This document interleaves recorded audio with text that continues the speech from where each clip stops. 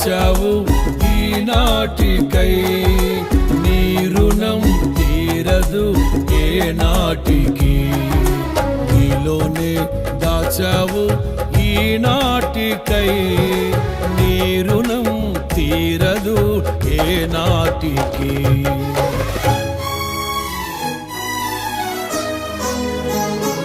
అతి పరిశుద్ధుడా స్తుతి నైవేద్యము నీకే అర్పించి కీర్తింతును. అతి పరిశుద్ధుడా స్తుతి నైవేద్యము నీకే అర్పించి కీర్తింతును.